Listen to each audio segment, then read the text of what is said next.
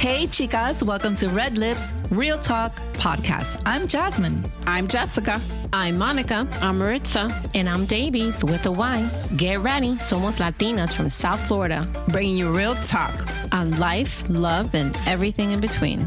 Time to get real. Dale. Welcome back, ladies, to Red Lips. Today's show will be focusing on being a caregiver in the United States. There are over 53 million caregivers in the United States alone, and many of them are unpaid. Caregivers feel alone, and it's a lonely occupation, vocation, where you're sitting there with a person who is sick, disabled, or even mentally ill. And every single one of them really is doing this in a solo position. And being that most of us here are Gen Xers at this table at Red Lips, I was taken aback to find out that our generation is going to be hit the hardest with caregiving duties and responsibility with our aging parents. So I wanted to let you know that we want to raise awareness on this because you matter and you're making a difference. And just in case nobody told you, you are an angel on earth making a difference. Today, we have one of those angels here with us today. She's one out of the 53 million people being affected by this. Let's give a warm welcome to the beautiful Giselle Alfonso. Remind me that I'm an angel when I'm drunk and super wasted and screaming at you. Sure. I'll be happy to remind you of that. Welcome, Giselle. Welcome, Giselle. Thank you for coming. Thank you for being a part of our episode. I am really honored to be here. I'm really honored to be here, girls. We talk about this amongst our friends. We really hope to be invited and be a guest. That's so sweet. That's so sweet. That really made my night. Thank you for saying that.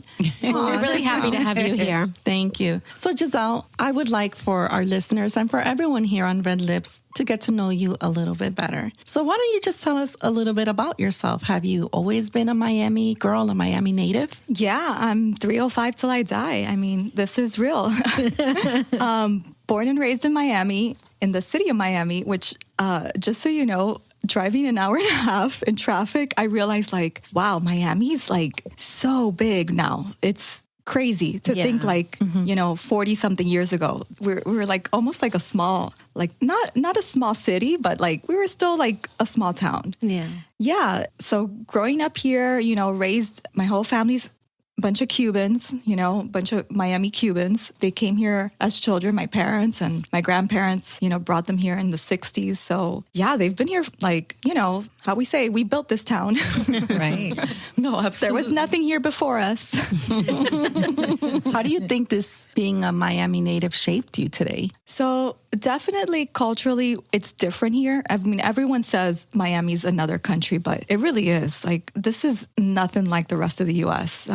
Not just that we have a big Latin American culture here, but just all the kinds of Latin Americans. There's some cities that have Hispanics, but it's just one kind or one demographic. Mm-hmm. Here, it's Colombians, Venezuelans, Brazilians, Cubans, Nicaraguans. We have so many different, and then the mix is Dominicans and Puerto Ricans, and then the mixture of all of them. It's one of the things I realize is I don't know what people are.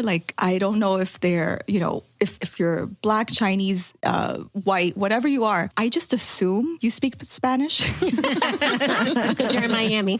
You're in Miami. I just assume that you speak Spanish and, you're a Chinese, Nicaraguan, or you're Chibano. I actually met a couple of Chibanos with you in Little Havana. The Chibanos, yeah. They're amazing. They're really amazing people.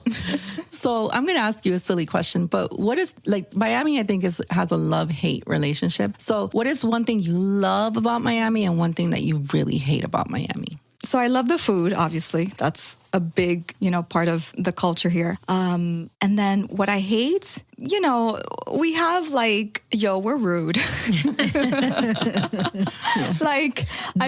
I know when people are oh no, Miami's not rude. You must be from New York then. Or you must be from somewhere else that's so much ruder than here. But we're rude in a way that I think is also cultural because, and as Hispanics, we're so in your face. We tell you we tell you how we feel. We just say it. And it's for an American, that's rude as hell.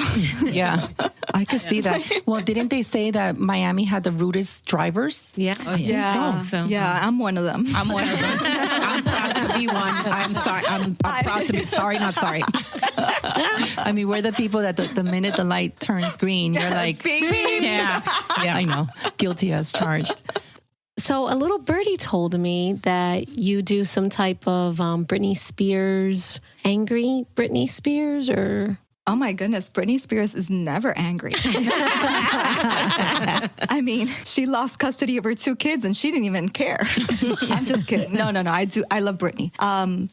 So I do. I did once a karaoke number of Britney, and after that, I was forced to do it over and over and over again. So yeah, never again will I do. Yeah.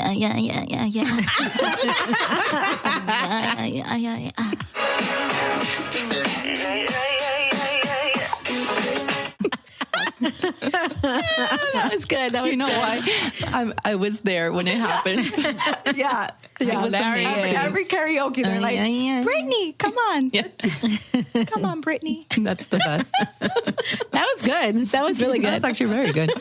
So Giselle, who is a person that you admire the most and why? So Marissa, that's like, so for me, like people that I admire are just, I admire a lot of people, but for me, the people I know the most are like, my own friends and family. So the person I admire the most is my grandmother. Both my grandmothers were amazing women, but my grandmother on my mother's side was a single mother, came here from Cuba with 4 girls, on her own, didn't speak the language, just started from nothing. And for her to like raise 4 girls to pretty much, take care of themselves, be, as successful as they could be, given her like her background, she was, had a 6th grade education. So I often think like, man, if a woman like my grandmother can do something like that, like I can accomplish anything I want in my life. So she was an inspiration to you. She's an inspiration. I often think to myself, like, how did Abuela do this? Because I find it so hard to do like some things, I don't know, like, she came here, she was able to purchase a house. She later like bought a condo as an income property. Like, man, she did this and she came here at the age of 50. So it's not even like she was, a young woman. She was already 50 years old. Mm-hmm. And to have been so successful in this country, starting all over, I'm like, I guess I, also would have had to do the same. I mean, we all have to like figure out how to survive and for our family and our kids. But damn, that must have been hard. Yeah. Wow. Absolutely. Yeah. Jasmine mentioned you're a caregiver. Yeah. So my grandmother had 4 girls, and the oldest was born with intellectual disability. Intellectual disability used to be known as mental retardation. They say 3% of the population is born, between 1% to 3% of the population has this. So it's like people that have Down syndrome or just most of the people with intellectual disability have around a mental age of like around 9 to 12 years old. So my aunt doesn't have any like features that you can tell that she's, she doesn't have Down syndrome. So you don't realize that she has anything until, you speak to her and then you realize, okay, she speaks like a kid or a child. She came to this country at 11 years old, which was actually a godsend because here is where they actually diagnosed her with her illness. So in Cuba, like nobody knew what she had. They were just like, oh, she's just está enfermita. Yeah, I could see that. Mm-hmm. She's like, but here is where they actually put her in a program, and it's the same. It's probably similar to the same program we have now in the U.S. where they are in school until the age of about 21 years old. And then once you're 21 years old, you're basically let out as an adult back into society. And it's like, good luck. Yeah. And if you don't mind me asking, were they able to determine what her mental age was? So that's actually not what they do when they, diagnose intellectual disability. What they try to do is just, nowadays it's much better. So they do teach them skills to be more independent. I know a lot of them learn how to be, work at Publix and bag groceries or like stock things that I've seen a few like, at Winn-Dixie or grocery stores, like, do like very simple jobs, but jobs that are meaningful. It's a full-time job. They're able to get a paycheck. I mean, things like that were not around when my aunt was, growing up. So they didn't teach teach her how to like have a job, which I think about it now. And, you know, she would have been a great babysitter because she was all our babysitters for all my cousins and I. Like, you know, she helps my grandmother, like, you know, helped with the diaper changes, helped with the like bottles. And I often think like, you know, she could have worked like in a daycare center and at least had like a little job doing that. With some supervision. Yeah. But like that wasn't around back then. And I don't even know if today someone with intellectual disability would be allowed to work, you know, in childcare. It's things like that, you know, I don't know. I think about it. If you don't mind me asking, how did that come about that you became her caregiver? Yeah, so my grandmother passed away in 2001, and she was really good about making sure that my aunts had, you know, someone to take care of her in the family. And actually, that role was supposed to be my mom. My grandmother, passed away 23 years ago. It was my mom that was supposed to take over that role. And just, you know how things are in the family. There's a few fights, and, you know, I think about it now, and there was always this rumor that one of my mom's sisters just wanted the paycheck or wanted the, you know, the disability check. And I just was like, no, like it's so little money. Like nobody wants that little check and just take, you know, Beatriz is her name, to take care of Beatriz just for her disability check. Like I don't think anybody would do that. But you know what? You have 23 years getting a monthly check every single month. It's a fixed check. You know you're going to get it. It goes up a little bit every year. And that is the only fixed money you have in your life, because you can lose your job tomorrow. You can, you know, get into an accident and you can't, you know, not work anymore. But now I realize money does interfere with a lot of like values. So yeah, Beatriz was only 50 years old when my grandmother passed away. So like taking care of her wasn't really like a duty. She could, you know, she knew how to make mac and cheese. She knew how to make tuna sandwich. She could take care of herself on her own. So it wasn't like, you know, like a burden. And that's something, my grandmother had always made sure that she always said, you know, Beatriz is not a burden. Beatriz has her own check. You know, my grandmother left the rental income property so that could bring in money to help with whatever, you know, costs that you needed. So she always kept saying like, Beatriz is not a burden. Beatriz is not a burden. Whoever gets Beatriz, this is something that, you know, can help you. And it's absolutely true. Like I see it now that I've become her caregiver, that, you know, Beatriz is not really, thankfully now that she's still, you know, she's only 73. She's still healthy for the most part. She can, you know, I don't need to bathe her. I don't need to help her, you know, get dressed. It's more like taking care of a 12-year-old than anything. And I think, you know, for you guys that have, you know, children, like, you know, by the time they're 12 years old, they're independent. You can go, you know, leave them for a few hours and come back home. Like they're not going to burn down the house, hopefully. Yeah. They're not going to, you know, like, you know, open the door to strangers. It's not that kind of caregiving. Thank God. It's more about just, you know, doing some crafts with her or like, you know, taking her shopping. You have to take care of a 12-year-old. What 12-year-olds like? Yeah, you do take care of them. You know, making sure they eat, 3 times a day. But I mean, I feel for those who have elderly parents or, you know, elderly family members and they're dealing with, you know, people with dementia, Alzheimer's. That's a whole nother area. So when Beatriz was supposed to go with your mom, but went to your other aunt, who was your mom's sister. Yeah. Okay. Yeah. And I mean, I don't want to accuse her of only wanting her for the check, because I do think that she really did, you know, I do think she still loves Beatriz and wants, you know, the best for her. But, you know, there's a check attached to Beatriz. Yeah. You know? But how did it come about then that she had to go with you? Oh, so last year, one of our family members called the Department of Children and Families and basically accused my aunt of neglecting Beatriz. And the thing about it is, you know, Department of Children and Families is going to take that phone call and they're going to investigate no matter what. There's a case open. Yeah. You know, and like, I mean, it could have been total, you know, garbage, but they have to investigate. They have to take the phone call and investigate. And of course, they show up and, you know, Beatriz is there. Beatriz right now has no teeth. It was your aunt there? No.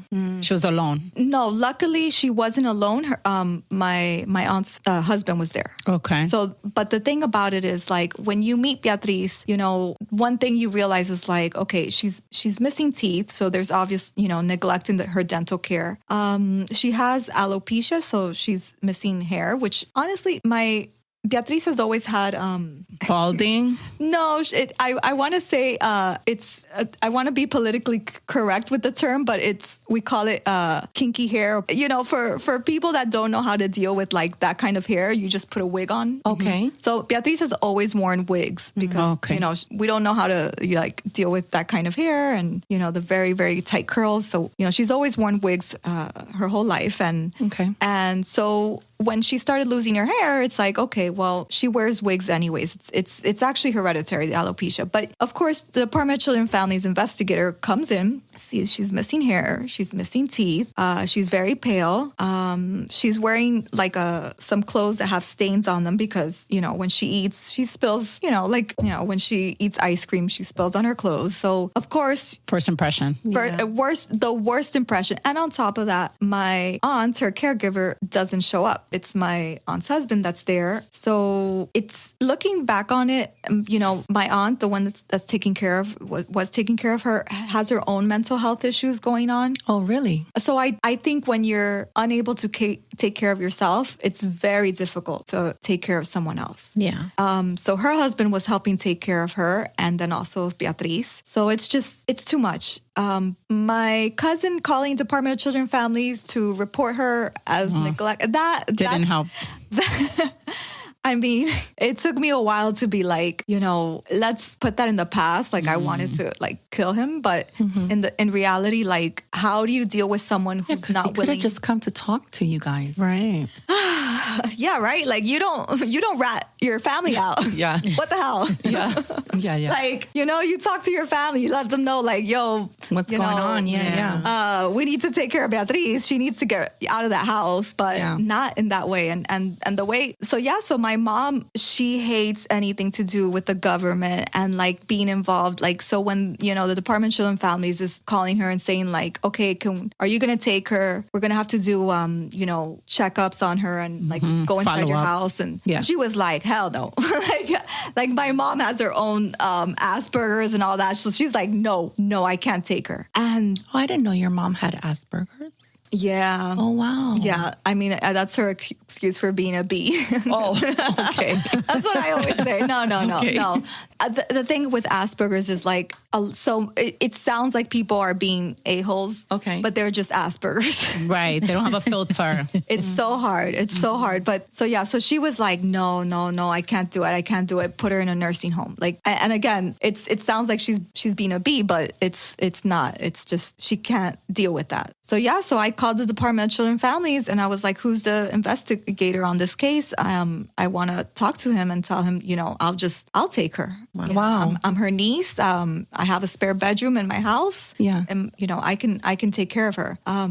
There was no hesitation. It seems like you just like, well, or was there? Jasmine. Because not a lot of people would do that, Giselle. Yeah. Listen, I think when any of us have like the situation and everyone else has backed down and been like, you know, are you really going to let your sister, your brother, your like a family member go into an institution? And let's face it, she would have been placed in an institution that's for, you know, she's not going into an institution because she has Alzheimer's or dementia or like, you know, she can't take care of herself. It's because she has intellectual disability. And let's face it, she's going to be with other people who have bipolar, schizophrenia. Right. You know, we don't so like mental health issues. Real mental health issues. And I just said, absolutely not. Not only that, but like, again, my grandmother told us her whole life, like Beatriz is not a burden. Like she's not. And when you like, I think a lot of caregivers, when you realize like, you know, yes, there are downsides to this, but oh my goodness, there's a light too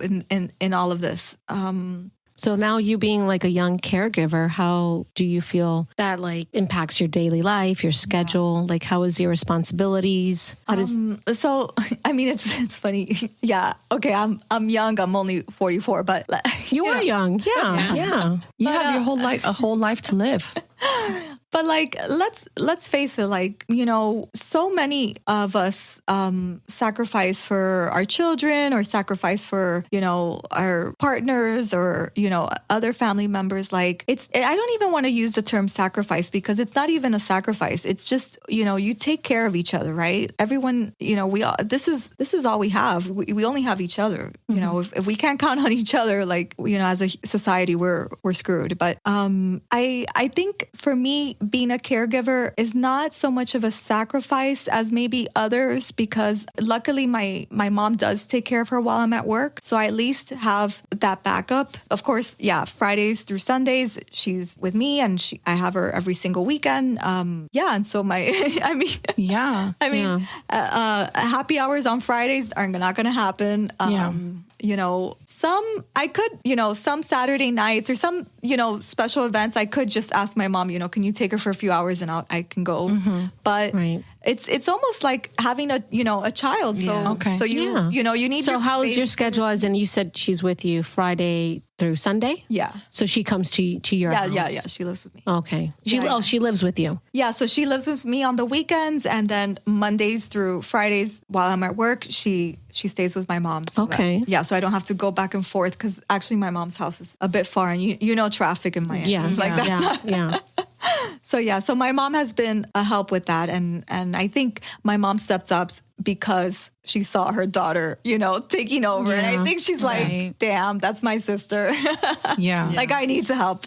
But together, you guys lean on each other, and she's well taken care of. Yeah. I mean, I will say there's a different dynamic when you take care of your sister versus me taking care of my aunt. Like, for me, I have like, my aunt, took care of me when I was a little girl, helped me, my grandma. So like, I see me taking care of her now as like, just a payback for when she was helping my grandmother. But it's different for my mom. My mom is like, that's her sister. Like, she's like, they literally fight like two teenagers. So they're like, the TV's too loud. And then my aunt will like put the TV louder. And it's like, it's that kind of like, so actually the one that's, I feel, bears the brunt of mostly is my dad, who has to deal with now two women that act like teenage girls. Yeah, that's funny. Yeah. So how do you feel it's affected your like social life? I know you said that your weekends are pretty filled up with her. Yeah. Every now and then your mom, might watch her for special events. So do you try to maybe pick up during the week? Like, how does that work for your social life? Yeah. I used to, honestly, girls, like, I used to go out 2 to 3 times a week, because I could. Like, I went out Thursday, Friday, Saturday. But honestly, I'll make, an exception once a month. So I at least have like one night out a month or something, but it's not, I'm 44. I can deal with going out once a month, or tonight I'm out with you guys. So I feel like this is like, night out. It's for us too. That's right. So how do you feel the communication is with, like, how do you communicate with your aunt? Yeah. Being not only the generational differences, but, of course, her age mentality. So the thing about, this is one of the wonderful things about having a mental age of 12 is that she doesn't ever think she's old. And she literally will tell me, oh my God, Tom Cruise is so old. I'm like, girl, you're older than Tom Cruise. Like, that's cute. Because she remembers how hot Tom Cruise was. I mean, he's still good looking. Yeah. But let's be honest, he's old. Yeah. So she'll make comments like that, and I'll be like, it's so funny to think, like, imagine never thinking you get old and not realizing that you're old. And she'll tell me like, esa vieja. I'm like, esa vieja, you're old. You're an old lady too. Yeah. So how does she feel when she moved in with you? Because she had been living with your other aunt for so long. Yeah. And then now she's living with you. Yeah. How did she adapt to that change? Oh my goodness. Honestly, I realized how anxious she was, and like, especially the first night, because we thought that the investigator was going to come in the first night to check and see like where she was going to sleep. But luckily he just texted me and said, can you just send pictures? So like, luckily he didn't come in the first weekend. But I realized how anxious she was, because before that, she actually thought she was going into a nursing home. And like, the whole idea was like, oh my God, you know, was that ever an option for you guys or discussed, or like, no? Or has that ever been brought up in the whole? So the problem is that if you don't have someone to take care of you, the government decides. And they decided that, you know, she couldn't live with my other aunt anymore. So if she didn't have a place to go, that was the option. The option was going to be nursing home. And it wasn't our option. Like, it wasn't any of us deciding. It was the government deciding. Yeah. So does she have an official guardian? Good question, Jessica, because first, the whole time she lives with my grandmother and then lives with my aunt, like, that wasn't even an issue. Like, we didn't have to deal with or even talk about it, right? Or even talk about it, because if someone's taking care of you, the government doesn't even care who's your guardian. So legally, she's her own guardian. That I'm trying to change, so that she is not allowed to sign, or the government has to come to me before they can make any decisions on her. Yeah, that's important. That's so very is that like important. a power of attorney? Is that what it is? It's called guardianship. It's guardianship. Okay. Yeah. Okay. Yeah, and honestly, like, one big thing I could tell anyone that has to deal with this, do the guardianship immediately. Even I think about the future, like, look how difficult it was between family to figure out how she was going to live with. Imagine the day, someone has to decide, do we put her in hospice? Right. Do we continue treatment on her, medical treatment? Like, who's going to decide that? Do I have to fight with my cousins about that? Do I have to fight with like my other aunts about it? Like, so now it's like, no, you know what, Giselle, you're the guardian. Screw everyone else. You get to you're going to be the one to decide. You're the final decision maker. And in all actuality, ladies, like, I ask everything to Beatriz. Beatriz, what do you want to eat? Beatriz, do you like this shirt? Do you like this blouse? Like, I ask her everything on her opinion. Like, so, and she has an opinion on everything, because she's, she does. Do you think that she wasn't being treated that way? No. Okay. She was like, literally, like, she was, she tells me all the time, like, I never went to the grocery store. And I was like, and I understand, because, it's harder to take her to the grocery store and shop with her and like ask her what she wants, then. But Giselle, you don't have to answer this if you don't want to, but I couldn't help but notice that you said she didn't have teeth. So how was she eating? What was she eating? Yeah, that's actually one of the biggest issues, because right now so dental treatment in, my mom's side of the family has been the worst. My grandmother had dentures, which is fine, but like, she had this phobia of dentists. So like, just in general, no one on that side of the family has good dental treatment. And so, of course, my aunt didn't see anything wrong with not taking Beatriz to the dentist, because she doesn't go to the dentist herself, And so when she was losing her teeth, which I can't imagine if, you have taken care of children or elderly people, if you see someone like losing their teeth, not to like take them to the dentist, get them dentures, get them something, like, wow. Like, but again, my aunt doesn't get dental treatment for herself, so she doesn't care, that she doesn't take Beatriz to do it. So yeah, so how was she eating? Well, she wasn't, which is how she lost 36 pounds. Oh my goodness. Wow. In a year. And oh my God, Giselle. Yeah. And it's probably why my cousin, was like, I need to call the Department of Children. Yeah, you really are like an angel, like Jasmine said. You're a blessing in her life and the story you're telling. But that makes no, seriously. Yeah. I mean, it makes sense though why he probably did that though. Yeah. No, I know. There was a concern. I know that there was a concern there, but y'all know we don't like call he the should have doors. came and spoke to have like a family meeting. If no one did 100%. anything about it, then maybe take that step. I don't family know. meeting. But No, on the real, like, I can see why he did that, but he should have at least even come to you and be like, Giselle, Well, the funny thing is that he called Department of Children and Families and said my mom was going to take care of her. And my mom was like, holy shit, I can't take care of her.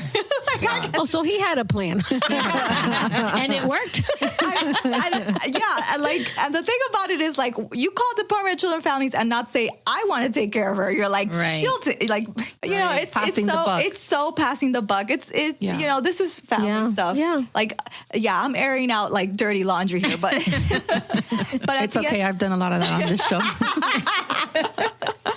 It's okay. I'll tell my family not to listen. No. But overall, like, 36 pounds is a lot, Giselle. I'm just picturing it. Yeah. Wow. I mean, and she was a bit chubby. And she wouldn't say she felt hungry or. Oh my God, Jazz. Like, that part like really breaks my heart, because now every time she's hungry, she's like, Giselle, does your stomach ever make noise? I'm like, yes, Beatriz, you're hungry. Yes, it does make noises. And like, she doesn't say she's hungry. She just says, does your stomach ever make noises? Oh, God, that's right. Wow, that really touched my heart a lot. Yeah, I'm sorry. No, but the thing about it is, like, she's super resilient. I think of like the life she had. So just to give you a perspective, my grandmother came here in 1966, but she had actually sent over Beatriz and another, like, one of the two oldest here first with their father, my grandfather, and my father abandoned them straight up. Wow. So they both ended up in foster care, and that's actually how Beatriz ended up being diagnosed with intellectual disability, and then she lived with a foster care family that also had a child that had Down syndrome. So she always says to me, like, I don't understand why I was living with that family. Like, they had a son that was sick. I'm not. Oh, wow. But, I know somebody who has a son that has a disability, and a lot of men cannot handle that, and they leave. Because I've met a few, and they end up being single mothers taking care of their children with disabilities. And I'm not saying all, it's not fair to say that. No. But some of them just can't handle it, and they end up walking away. Yeah, definitely. I think my grandfather would have walked away no matter what. He was just that kind of guy. But no, so for Beatriz to have grown up from the ages of 11 to 20, by the time, she was given back to my grandmother with a foster family, I often think to myself, like, my grandmother felt like, yes, my grandmother was so poor when she came to this country. So, like, she didn't even have a car. She wouldn't have been able, to take her to the school and all of that. It was a special school that wasn't, close to anywhere my grandmother lived. So, yeah, she needed to stay with the foster family. But afterwards, my grandmother took care of her and kind of made sure she didn't end up in the system again. Okay. Back in an institution again. And not that, the foster family, they were called the Goldmans. The Goldmans, okay. And they lived out in, like, Pinecrest. Did they speak English? I mean, Spanish? I'm sorry. Hell no. No, there were a bunch of Jewish, like, no. They didn't. So how long was your grandmother away from them? Before she united with? Yeah, so 4 years because of the Cuban Missile Crisis. They didn't allow anyone to travel to the U.S. from Cuba. But as soon as she got here, she would go out and visit them. Pinecrest, if it's pretty far for someone that lives in Little Havana. Like, that's a far neighborhood, and especially if you don't have a car. So yeah, I just feel like Beatriz, if you think of like a survivor, Beatriz is a survivor. And so I know, like, hopefully, the next, 25 years of her life, she's, I just want her to enjoy them as best as she can. Oh, that's amazing. Yeah. And you're providing that for her. You know that. I mean, how long has she been? Yeah. So how long has she been with you? So she just moved in with me in August. Okay. Yeah, it's only been 6 months. I've just figured out, a good schedule and all that. Especially, one of the biggest things has been asking my mom not to be so Asperger-y. Okay. I mean, that's tough. My mom, she did this with me my whole life and with my brother. So, like, I know how she is. Okay. Every time I go shopping with my aunt, even if I just buy her like a lip gloss or a nail polish, like, she just wants a little thing. Like, it's not a big deal. My mom will go shopping, buy herself a shirt and just say, like, oh, I didn't find anything for you. And I'm just like, stop it. Yeah. Don't do that. Yeah. Just go to the dollar store, find her something, and come on, like, don't be that way. But that's actually, honestly, girls, that's been the most difficult thing, to get my mom, to not deal with her sister the way, she deals with them. But other than that, luckily, ladies, I have such a good aunt that I don't even think that this has been difficult. The things that have been difficult for me have been other things. Okay. Dealing with The family, the family issues, dealing with that.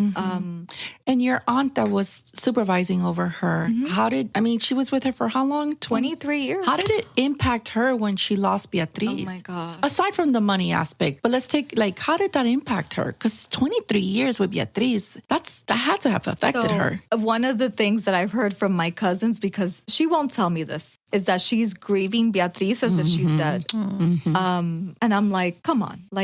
So on a weekly basis, I used to call and just, catch up with her, with Beatriz on the phone. But she told me, Giselle, I don't want to see Beatriz for now. And I'm like, oh my God. But I think she's just dealing with this in her own way. Right. And it is what it is. Right. It's her way. It's her way, but Does Beatriz miss her? Does she ask for her? Yeah. Yeah, she's like, one of the things is that Beatriz is like a huge DVD collector. She has her huge collection that she still has in her house. And she's like, when am I going to go? When can I go? I'm going to go and scream at her and tell her that I need my DVDs. And I'm just like, honey, that's not going to happen anytime soon. We'll get, I'll buy you all your DVDs again.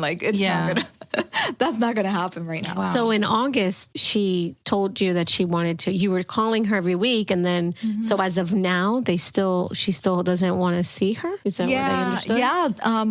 For Christmas, we were talking about exchanging gifts, for Christmas. And she was like, well, don't come over. I'll come to your house. And I was like, okay. And that never happened. And I try not to remind Beatriz about it, but Beatriz will be like, hey, I didn't get a gift from her. And I'm like, no. She has your gift. She just, hasn't come. Right.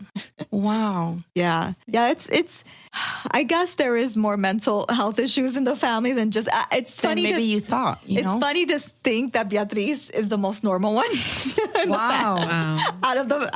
Between my mom's Asperger's and my other sisters, So this is probably a loaded question, but do you feel resentment towards your family because of how this is all? But I'm 44. I've lived with this family for 44 years. If I had any resentment left, I come on. Okay. Yeah, when I was 13, 14, I hated them. But no, at this point, it is what it is. It is what it is. Do you think that Beatriz feels happier with you? Oh, yeah, for sure. She says it all the time. She literally says. What does she say? She says, first of all, she goes around and tells everyone she's rich. She's like, I'm rich, because she had no idea, how much her check was, what her check, could afford her. Right. None of that, even my grandmother, none of them ever talked about that. And, I show her, this is how much money you have, and she'll ask me, and she'll just be like, okay, so I have that money there, plus the money I got from, for Christmas, plus I'm rich. So you actually opened up a bank account and put her, and the money that you're putting it for her. Yeah. That's wonderful. So the money, so her monthly check, you're supposed to use it completely. And I'm going to say this. She spends every single penny of her disability check. But reality is she doesn't need that much. If Social Security is not listening, right? Right. I get it. But let's be honest, it's just one other person. That doesn't create a lot of expenses. I still have the same mortgage. I still have the same electric bill. I still have the same everything. My bills haven't changed because she lives with me. So that's kind of money I can save for her. So that's why you said earlier today that's probably why people can do this for the wrong reasons. Oh yeah. And I think so just to give you a figure, she only gets $960 a month. But imagine $960 for 20 years every month. That's some money. You can do some some stuff with that. Yeah. And it's really like, I mean, I didn't know the figure, but it was under $1,000, but you're like taking care of her full time. It's not a ridiculous amount of money. It's, to me, I understand why people are homeless with that check, because if you have to pay for rent and everything else, absolutely, you can't survive off that. But if you're just living with your niece on that, like that's money that's free for you. Right. Yeah. And I know she does okay. Her disability check is from the federal government. I know people who get a disability, from the state, and I know their checks are much less, and they still have to deal with family members who still just want the check. So I do feel for those people that money does taint a lot of things. But ladies, really, really, really, I'm one of the lucky caregivers. Like, I have, a good family. My aunt is very healthy. We're getting her teeth fixed. She will be 100% once those teeth are fixed. I have to get her to accept going to a dentist. I tell her all the time. She's scared. Afraid? Oh, I'm sorry. Yeah, of course she's scared of going to the dentist. She hasn't been in 73 years to the dentist. So yeah, she's scared. Oh. So, but the type of treatment she's going to need, she's going to have to be put under and put to sleep. So hopefully she doesn't even know anything and just gets teeth and can, that's my last thing that I want to that's my goal really for this year. Get her teeth. So is there any, do you feel you have, being a caregiver, do you ever feel burnout? Yeah, definitely. My aunt repeats things over and over and over, like kids do, but but she's not a kid anymore. So it's not like she's going to grow out of that phase. Right. Yeah. She's always been like that since I've always known her, and she always repeats things, especially things that and she'll repeat things and repeat things. And it's like a little bit of I almost have to distract her into doing something else so that we can just randomly she'll repeat it again and repeat it again. And those things, I'm a little bit ugh. Yeah. Yeah. You remember that stage of your, when your kids were repeating it, you're like, oh my God. But yeah. It's funny you said that, because I had written down proactively a few little quotes that I found online from people who are caregivers and are letting out a little bit of frustration. Okay. Right? So here's one where I read, it said, my husband, who is 59, has early onset of Alzheimer's and dementia. His short-term memory loss makes me feel like I'm living Groundhog's Day every single day, and it's exhausting. And I'm like, wow, that's kind of, it's not exactly the same, but it's similar. I can see how if someone's asking the same thing over, you're like, oh my God, I'm so tired of hearing that. I could understand that. It's Groundhog's Day. Yeah. I literally try to show her new movies or show her new things just so that she has something new to talk about. She's stuck on a lot of old 70s celebrities, and she'll ask me about that, and I'm I showed her the new Wizard of Oz movie, and the first thing she said was well, is Judy Garland in it? And I'm like, no, Judy Garland's not in it. Okay. Oh, is her daughter in it, Liza Minnelli? And I'm like, no, Liza Minnelli's not in it. It's well, I didn't even know this.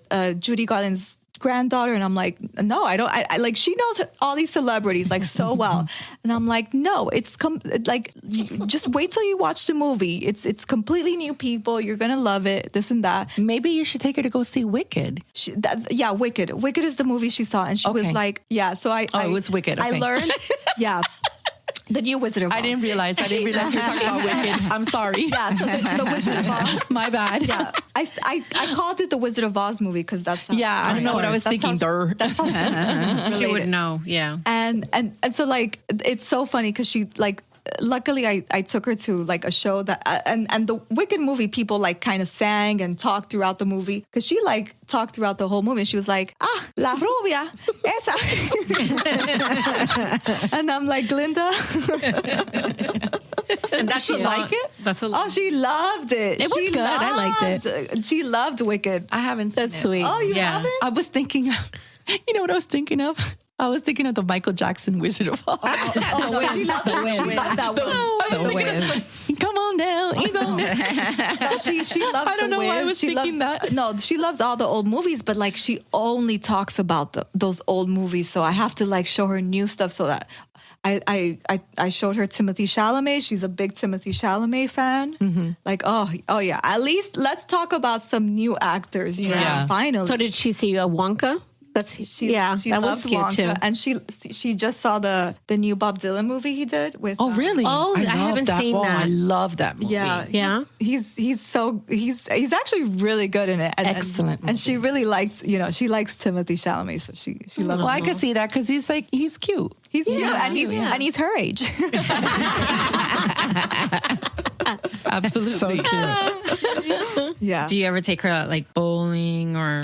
Yes, she's not a bowler. She likes shopping. She likes movies, and what else can I take her to? I tried to take her like to one of those like parks for the Christmas lights, and the thing is, nighttime darkness. She gets a little bit like she gets, so it's hard for her to like walk around. She gets a little bit scared. I'm like, okay.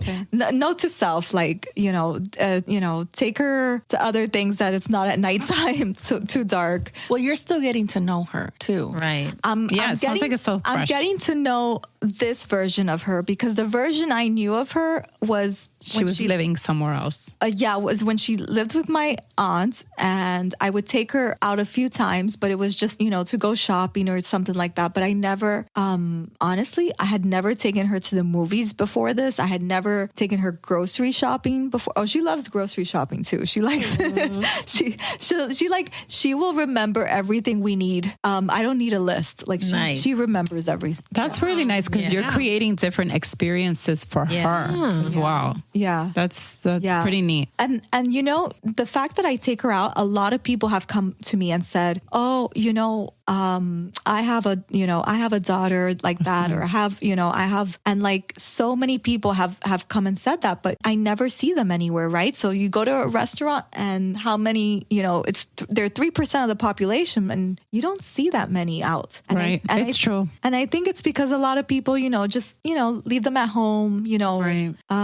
For the most part, someone with intellectual disability can stay at home and be self-sufficient, but, to take them out, to deal with whatever, so my aunt has a phobia of stairs. So yeah. And if you go to movie theaters now, everything is stadium seating. So my bad, I got seats and I thought, well, I'm not going to, get the seats in the wheelchair aisle because, oh my goodness, what if someone in a wheelchair comes and then, girl, like just get the wheelchair aisle. Like nobody in a wheelchair is ever at the movies. And so I dealt with that last Friday when I told her, okay, our seats are up there. And she was like, are you crazy?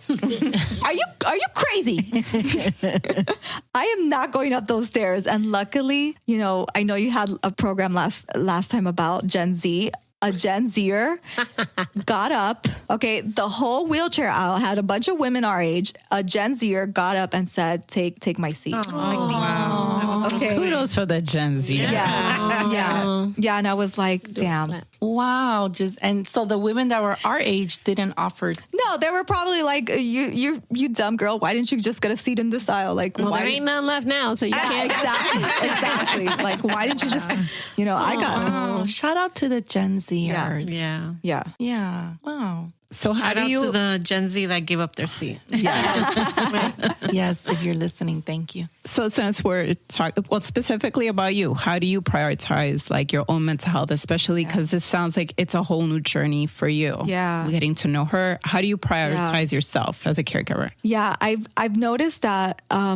So since my mom has her, Monday through Friday, I make sure like Fridays, I know I can't ask for a Friday. Like I need to give my mom her rest. Right. So then, my mom can give me my rest if I need it. But like any day during the week, if my mom, and dad want to do something, absolutely. I go and, take care of them. Luckily, we do have like a balance, between my mom and me. The problem is if my mom can't do it and then I can't do it. That's always been like, what do we do? Because unfortunately, like a backup, you need a backup. That backup right now, I don't have. And And I've thought about it like, okay, worst case scenario, I mean, if she has to, I guess, Giselle, I'll be your backup. No, and let me tell you, Jazz, I totally appreciate that. Like you, so just so you know, guys, like I mean it. Yeah, okay. Thank you so much. Jasmine came over, like met Beatriz, and I don't know if you noticed, but Beatriz has a good sense of humor. Like she laughed at all your jokes. That's why I liked her immediately. I mean, she was so excited to show me her room. Yeah. That's it was her. like princess dolls and Disney stuff. She's so cute. Yeah. So like I think about that. Like, how do I go to work if my mom can't take her? Right. Like, what's the backup? And yeah, it's true. I worst case scenario, I'm dropping her off at Jasmine's house. So I have a question. So related to all this, so have you ever asked, like, out in the community, as far as organizations that represent your family members' situation, like reached out for any particular programs? Because I know they're like respite care. I mean, I know you have to qualify for those type of programs, but have you ever looked into that, especially now that you're your guardian? Yeah. So I did look at adult daycare just as an emergency backup.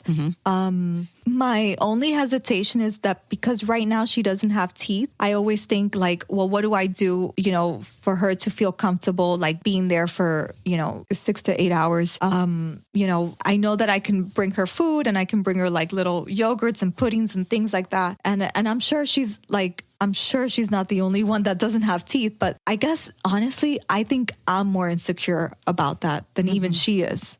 Like, I don't think she, for her, she just deals with it, right? She eats soft foods. She doesn't care to have like every single, one of her foods is put in a blender. But for me, I feel ashamed about it.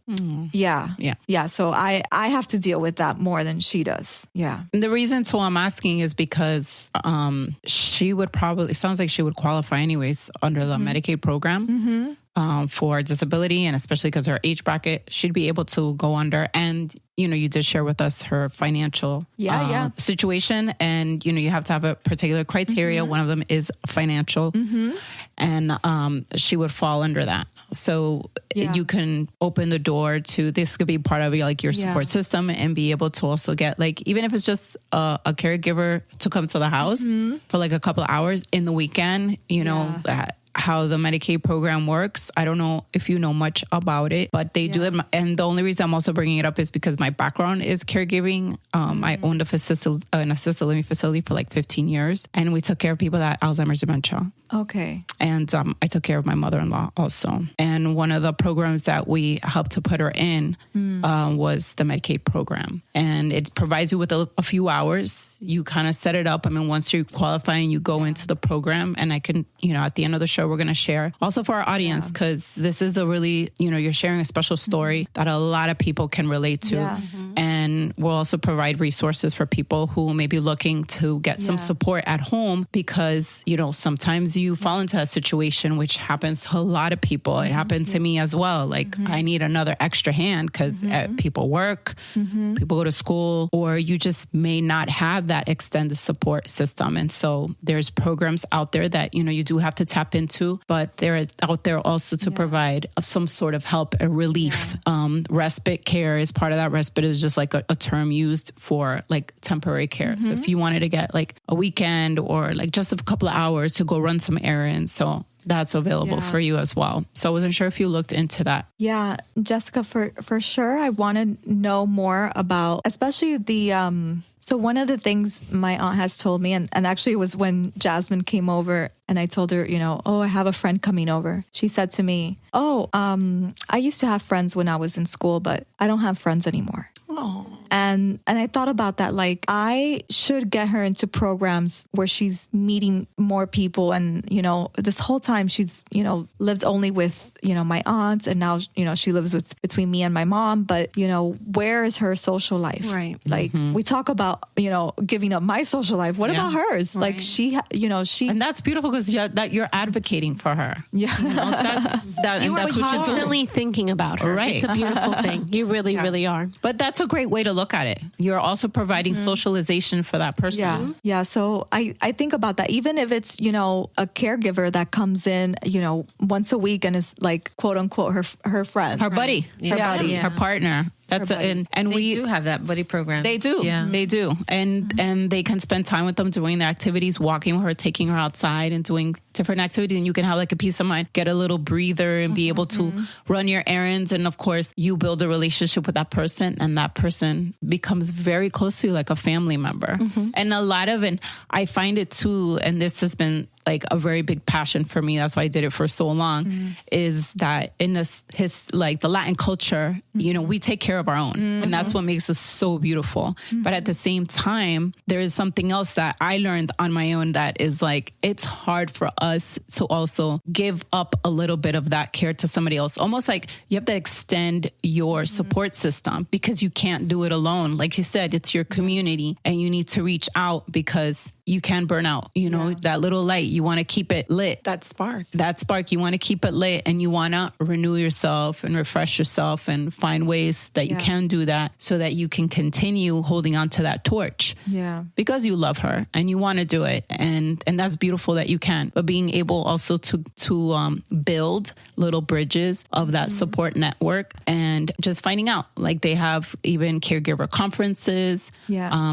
Really? Yeah, they do. Yeah. There's one that what's one of them? If you have that? So this one, I just also because I live in Palm Beach, so I know a lot of programs. I've actually attended a lot of them. Alzheimer's Community Care does a lot of them. I did that for for a few years and just to gain a lot more knowledge about programs that are in your community. So one of them is happening May 2nd in this year, 2025, is by the Alliance for Aging in the Hilton Miami downtown. It's called the New Face of Aging Annual Conference, Aging and the Art of Happiness. But it also has other aspects of different types of programs for caregiving. So I think that's great too. And the Alliance for Aging, they have a chapter here in Miami, and they have one. There's another one known as Area Agency on Aging, which is also known as AAA. They have a chapter in Palm Beach, and they also have one in Broward County, and we'll leave a phone number at the end, so in case anybody's looking. But the way they work, so if you were to call up the Alliance for Aging, they would connect you with what's called a Shine consultant, and you just basically share your situation and say, look, I'm a caregiver. This is, what kind of services can I, or what can she qualify for? And so they connect you with someone, and that would kind of be like your counselor to kind of guide you to the different programs that person may be able to qualify for. And it's just, just to kind of connect you into the community. There's a lot of resources that, like Jessica was saying, that you can tap into to help you so you don't get burnout as well. Because just exactly like Jessica said, like the healthier you are, the better asset you're also going to be for her. So you need to protect yourself too. Yeah. And since you're talking about her teeth, I'm just kind of going a little deeper. They can connect you also with people that could probably come to the home, or just other programs that she can qualify for,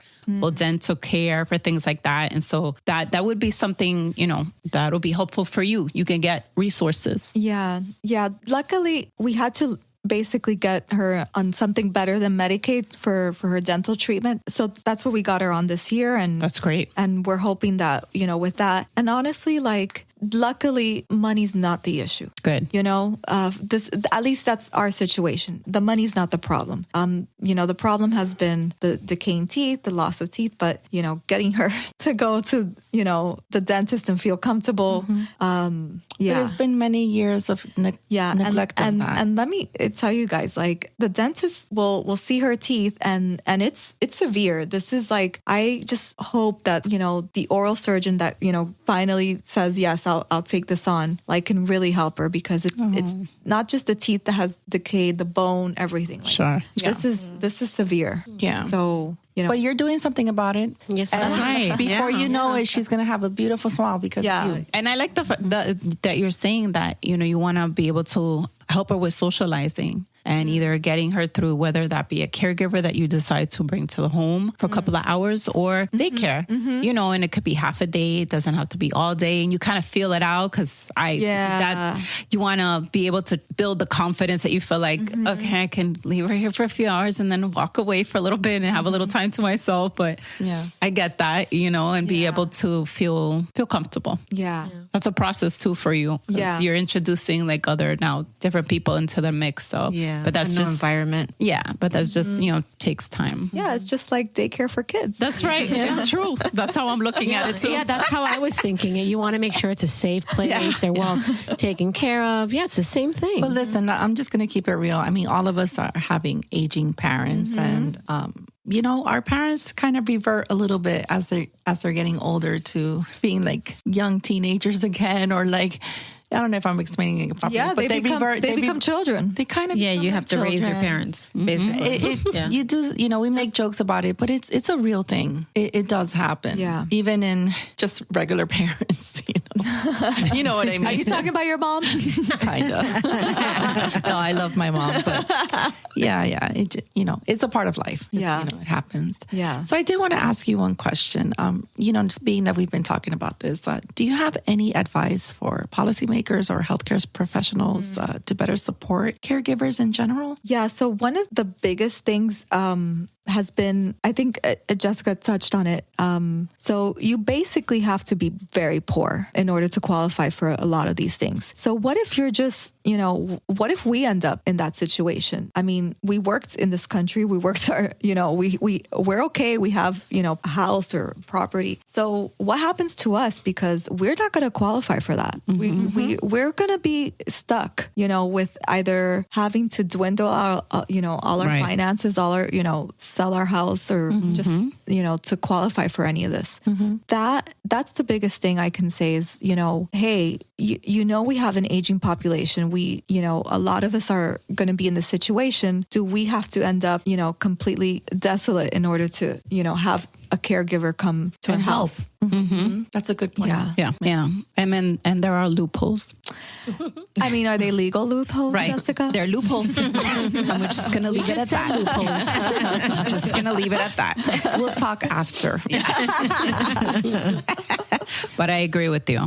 Yeah, there's definitely that concern, and we are gonna live a lot longer. Yeah, it's the Gen Xers. Yeah, but I think we're gonna live a lot more healthier. I hope so. You know, yeah, I hope so. Thank you, Giselle, for being here and for sharing your story. I think it's gonna make a difference in the community. I hope that we've been able to be a sounding voice for you, and that all the things that Jessica's gonna share with you later can help you and your family. And we really appreciate you being here today. And you also are an inspiration. Yeah, absolutely. You're a great advocate. Yeah. Thank you. Thank you. I think it's such a small thing to say that, you know, you're taking care of your own family. That's not even, you know, how do you even say that that's something you do? You don't. You just do it. But I will say that through all this, and I think this has been the reason why I've been able to get through it without like breaking completely down, is I had a little voice in my head the entire time all of this happened. And that little voice kept saying, Giselle, no matter what everyone's telling you, you know what's right. Do it and figure it out later. Just do it. And I have to say, for all those caregivers out there that are about to break down or have broken down, listen to that voice that's telling you, no matter what, keep going. You know what you're doing is right. Don't listen to everyone else telling you, you know, just give up already. Like, it's not worth it. Like, you know your strength, and you can do it. But absolutely, like Jessica said, figure out the help, get the help, you know, ask for help. Right. Thank you so much. Thank you so much. Thank you, Giselle. And thank you for being so open. Yes. And I just wanted to share really quick for our audience out there, if you're a caregiver and you really are in need of support, there are programs out there. We have Alliance for Aging located in Miami. Their number is 305-670-6500, and they will connect you with a Shine consultant. If you're looking for like any respite care or just any sort of support, or you just want to know what are your options. in your own community. There's also the AAA Area Agency on Aging located in Broward and in Palm Beach. For Broward, that number is 954-745-9567. And in Palm Beach, 561-684-5885. Thank you. Okay. Well, thank you so much, Giselle. And ladies, this is a wonderful show. Yes. And hasta la próxima. Thank you for listening. Make sure to subscribe to our show so you don't miss an episode. We will be dropping an episode every 2 weeks. Oh, yeah. No, like seriously. Subscribe now. So just chill. To the next episode. Follow us on Insta and TikTok.